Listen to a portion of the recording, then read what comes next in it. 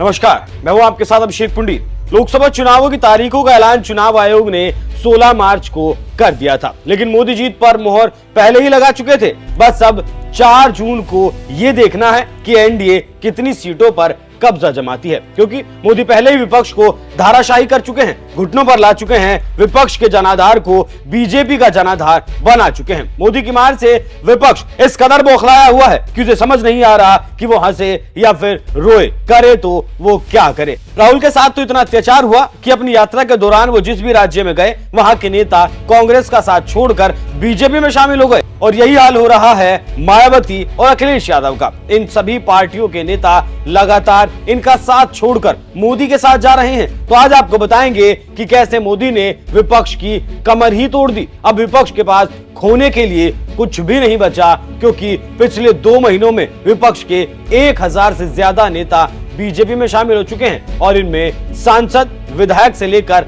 पार्षद और कार्यकर्ता तक भी शामिल हुए हैं। तो कैसे पार लगेगी विपक्ष की नैया, आज बात करेंगे उस राज्य की जिसके बिना दिल्ली के तख्त पर बैठना नामुमकिन है, मतलब जहां योगी का सुशासन है, और वो राज्य है उत्तर प्रदेश। उत्तर प्रदेश में भी बात सबसे पहले अखिलेश यादव की समाजवादी पार्टी की। अब तक समाजवादी पार्टी के 1 पूर्व सांसद, 8 पूर्व विधायक समेत तकरीबन 40 से ज्यादा नेता बीजेपी का दामन थाम चुके हैं। दरअसल ये लोकसभा चुनाव सिर्फ जीत ही नहीं बल्कि आन बान शान की भी लड़ाई है। बीजेपी ने यूपी में मिशन 80 लॉन्च किया है, मतलब उसे यूपी की सभी 80 सीटें चाहिए ही चाहिए। और विडंबना देखिए, यूपी में जो विपक्ष है उसके पास इतना मादा नहीं बचा कि वो मिशन 80 को पूरा करने से बीजेपी को रोक सके। यही कारण है कि बीजेपी ने विपक्षी पार्टियों के टॉप टू बॉटम लेवल पर ज्वाइनिंग की सर्जिकल स्ट्राइक शुरू कर दी है।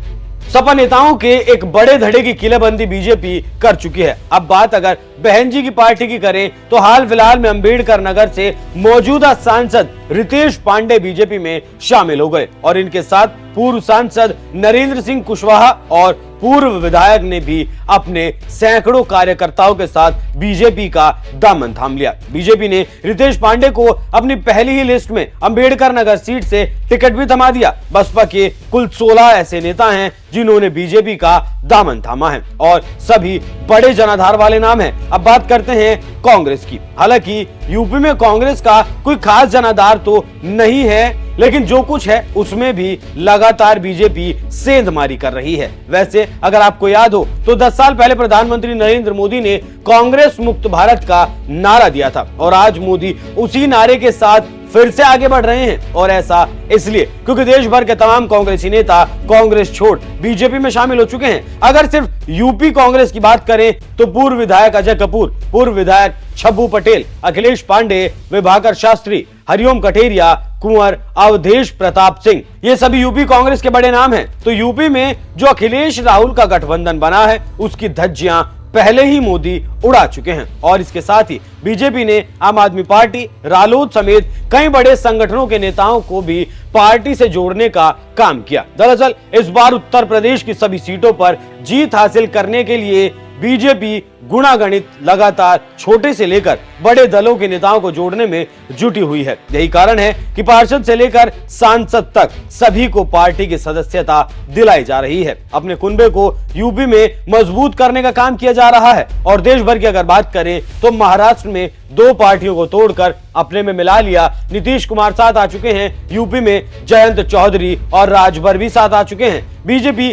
कई राज्यों में विपक्ष को खत्म कर चुकी है और खुद में मिला चुकी है। मौजूदा वक्त में ऐसा कोई राज्य नहीं है जिसे बीजेपी ने साध न लिया हो। तो इस वक्त विपक्ष के बीजेपी पर खच्चे उड़ा चुकी है, और लोकसभा चुनाव में बस ये देखना है कि बीजेपी 400 पार कर पाती है या फिर नहीं। आपको क्या लगता है, क्या इस बार बीजेपी 400 पार कर पाएगी या फिर नहीं? अपनी राय हमें कमेंट कर जरूर बताइएगा। नमस्कार।